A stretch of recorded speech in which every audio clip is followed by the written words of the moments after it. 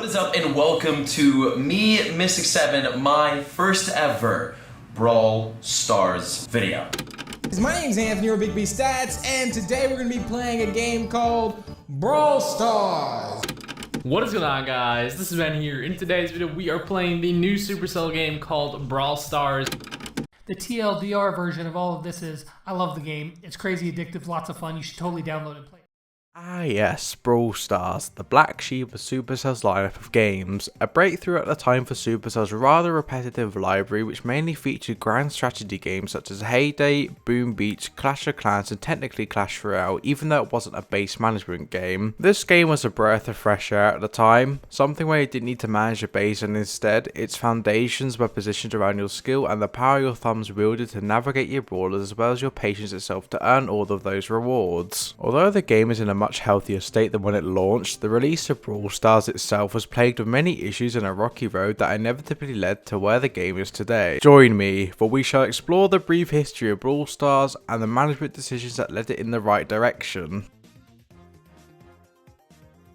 Allow me to take you on a brief trip to the past. On June 15th, Brawl Stars soft launched in Canada as well as openly released in other countries across the globe for beta testing. It was later launched in December of 2018 worldwide, almost an entire year since the beta launch and the much needed trial phase for the game. I'll admit it now, when this game officially came out, it was promising but many things inside of the game were buggy, especially inside of the beta phase, which is to be expected because you know, it's a beta. That beta did remain closed for many except for those who had some of the highest spec devices, but there are underlying flaws that still made developing the game as well as playing it somewhat difficult at the time. Supercell's art style for Brawl Stars back then as well as the computational requirements the game demanded was seen as somewhat controversial, especially when the game would often target a 30 FPS goal for rendering which made gameplay seem choppy at the time. Bear in mind, 2017-2018 was a good 5 to 6 years ago at this point and the hardware for one's phones or tablets was still steadily advancing. There was still much diversity amongst the hardware required for phones and flagship devices, as they weren't standardized as they were today, which is what Brawl Stars initially demanded at the time. You needed extremely beefy hardware to run this game, or else you'd run the risk of lacking a necessary competitive advantage. During the beta phase, Supercell learned a lot about the hardware requirements for Brawl Stars and ended up toning things back a little bit for the global launch in December of 2018.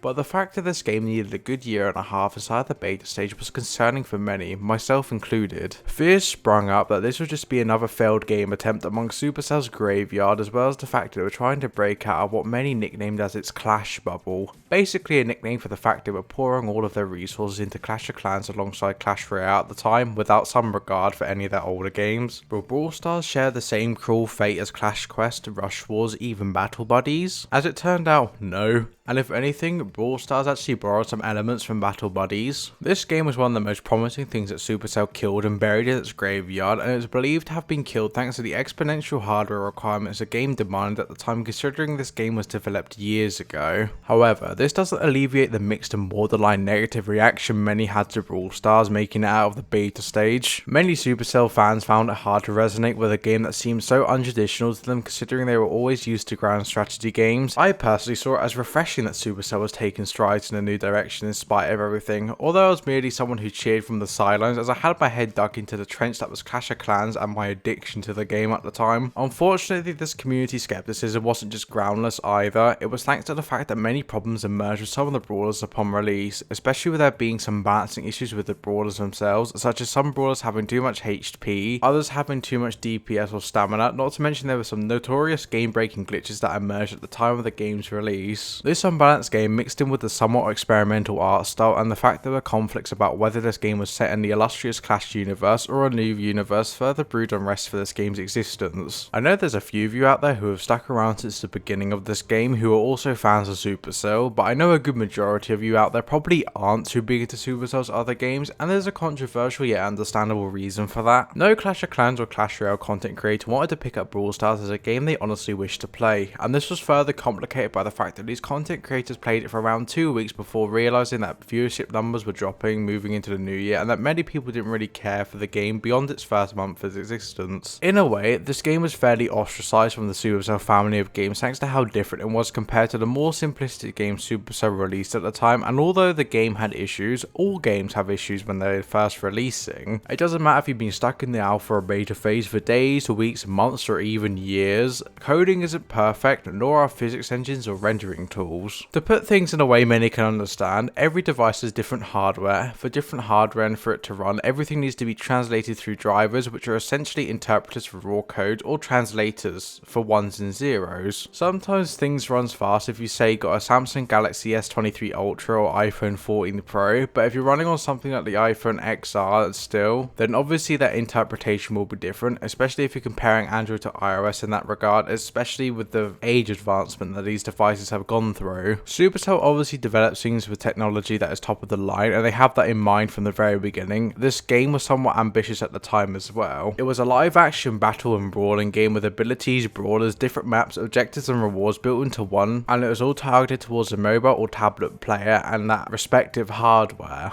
This wasn't some form of Supercell related invention, but as a game company and a mobile game company, this was their first time dipping their toes into something like this, and it seemed as if they had briefly forgotten about the more relaxed hardware requirements games such as Clash of Clans and Clash Royale held, which further pushed people away from the game. Yeah, this unwillingness for a good majority of the Supercell community somewhat made Brawl Stars more valuable to those who had seen the advertisements, who had seen it on the App Store, and to many it was almost like a new experience for them, especially a refreshing experience to say the least. Supercell will later go on to patch the game and begin the process of adding new content to the game, which also fixed some of the stability issues, abandoning their ambitions to somewhat relate this to the Clash universe other than adding El Primo to promote the game inside a Clash of Clans. Now I've got some of the development backstory, especially the negative part, out of the way and covered the reaction of the Supercell fanbase, allow me to dive into the formula behind Supercell arguably making one of the most free-to-play friendly games.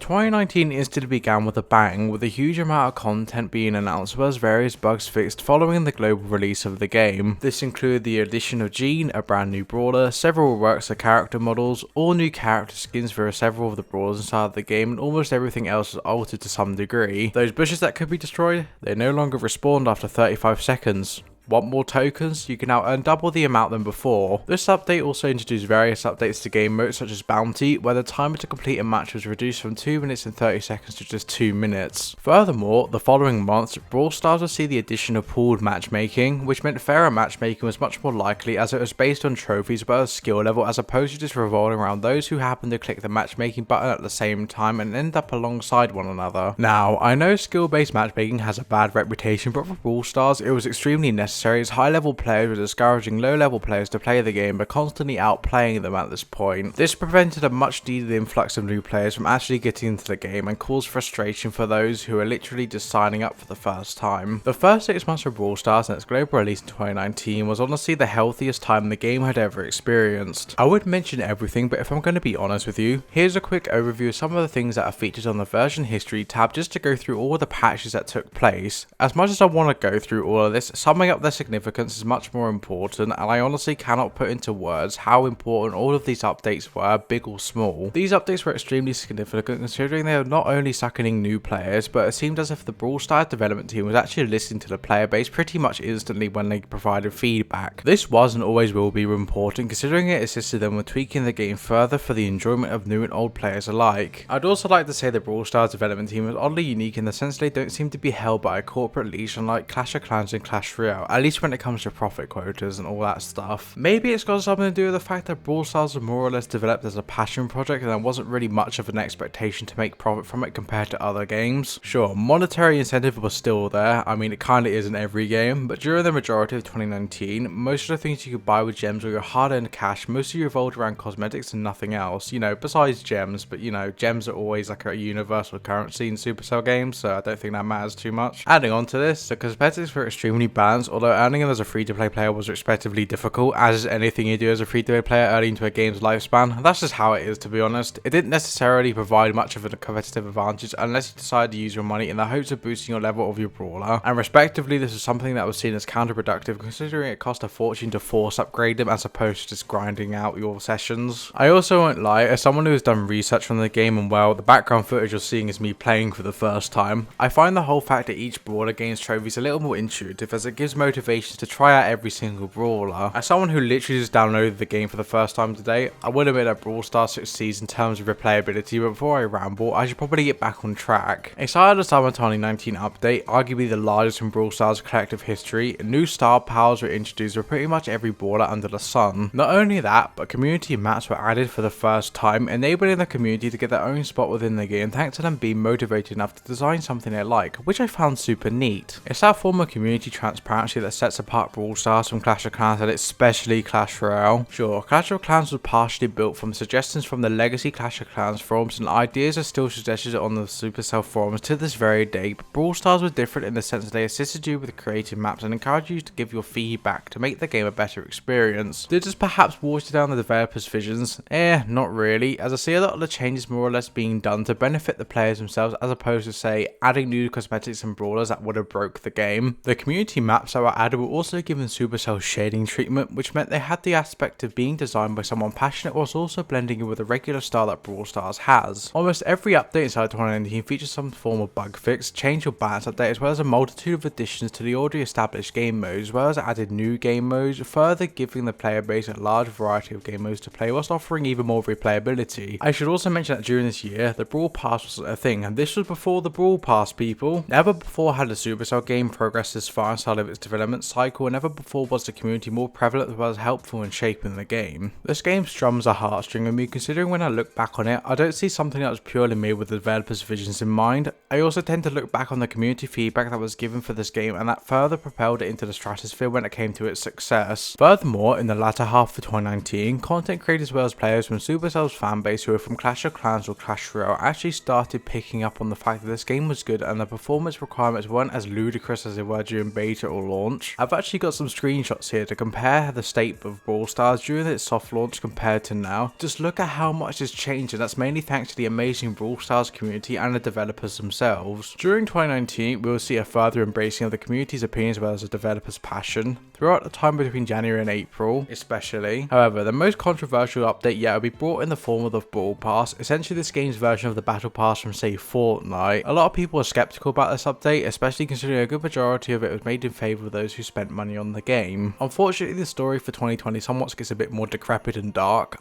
I've been talking about some of the positive things that the Brawl Stars development team has done for the game, but I must mention the abhorrent issues that the game had with loot boxes all the way from its launch to the end of 2022. I'll touch on how the game was made more free-to-play friendly later on down the line, but this is one of those examples where the development team blatantly refused to listen to people, and I feel like it should be talked about. As we all know, 2020 was a somewhat complicated year, and it seemed as if there was a shift inside Supercell's internal management, and especially their doctrine, as a lot more cosmetic skins as well as packs that one could purchase for those skins amongst other things were pumped out during that year, and to an extent, the game's updates became slightly lazy. Now, I don't necessarily blame the Brawl Stars development team for this, considering 2020 was a hard year for many people, and it obviously complicated game development thanks to the restrictions, but it did feel like a scummy way for them to profit off of people being locked inside their homes for an extended period of time. In spite of them being ignorant to those who reacted negatively to the introduction of the Brawl Pass, they pushed on with continuing to listen to the community feedback about brawlers and the actual game modes themselves. It actually seemed that the Brawl Stars development team actually played their game, as they finally nerfed Frank's 2-second long active noise cancelling ability. I will also admit that from an outsider perspective, the game was beginning to become slightly messy in regards to how many cosmetics there were.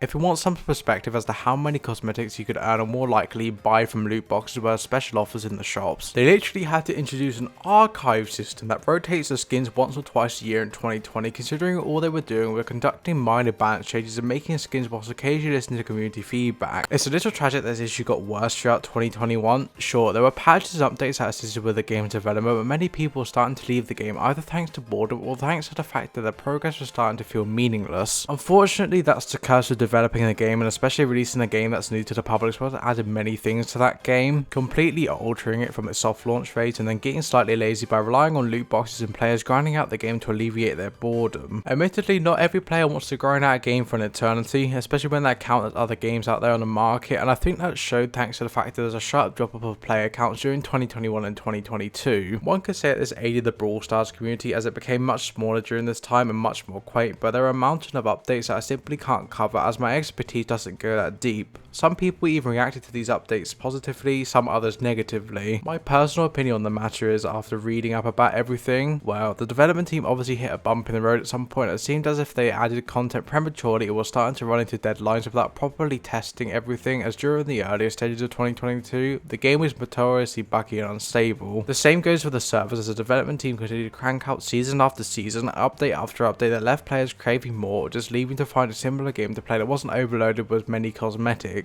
I'm sure I'm missing a lot thanks to this game's extensive history during its almost half-decade long existence, yet things seem to begin to improve near the end of the year as there was a shift in their development strategy. Some may have called this the beginning of the end of Brawl Stars, and they're worried that this could make the game boring. Others reveled at the fact that this end-of-year update actually improved the experience for free-to-play players. Allow me to introduce you to the final chapter of this video, and one of the most controversial updates that wraps all the lessons the development team learned into one huge game-altering update.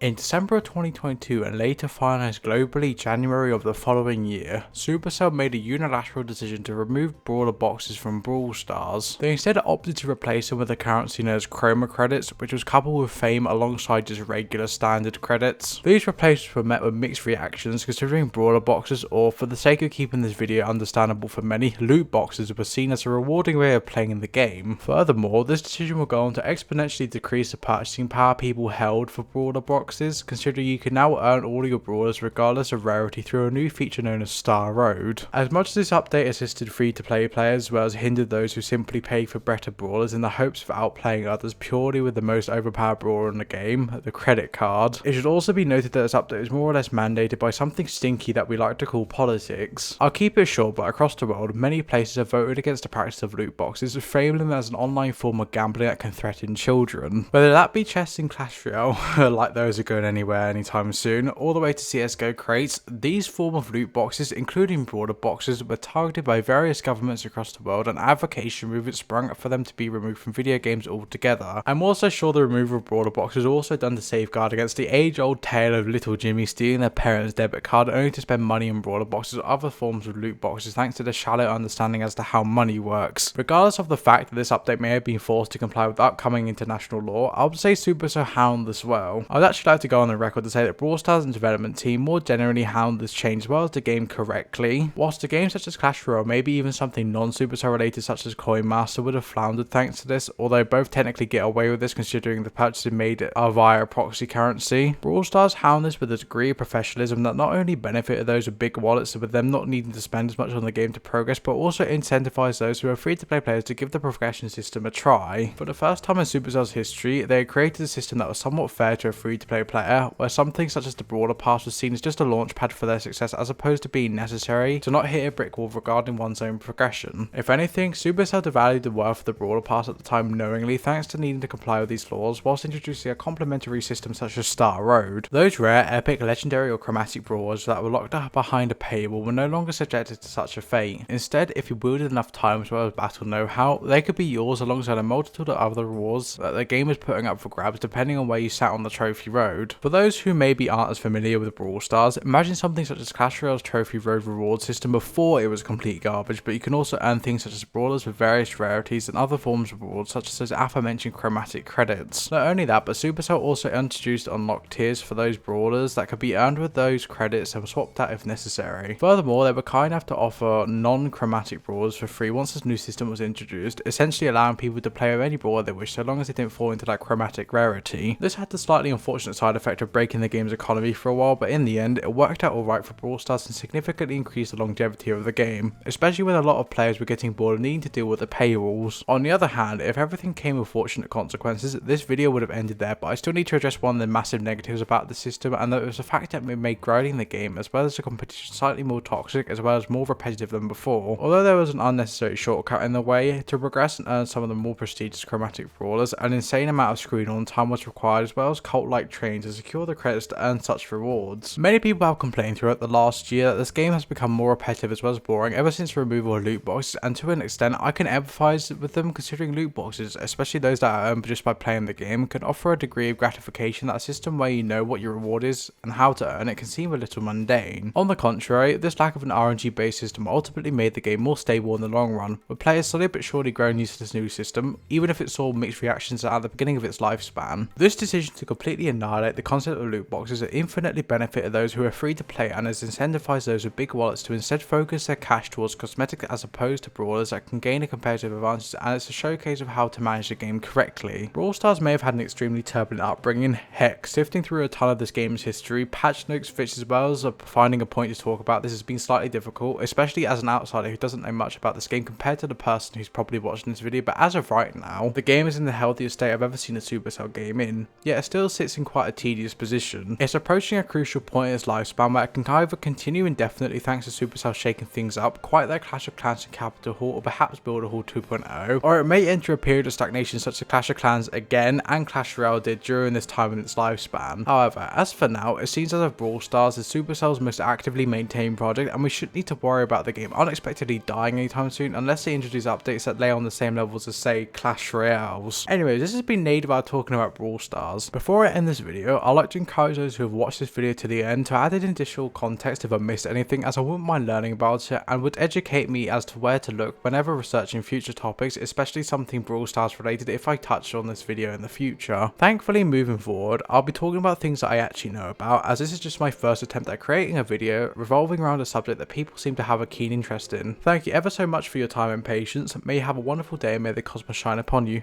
Bye!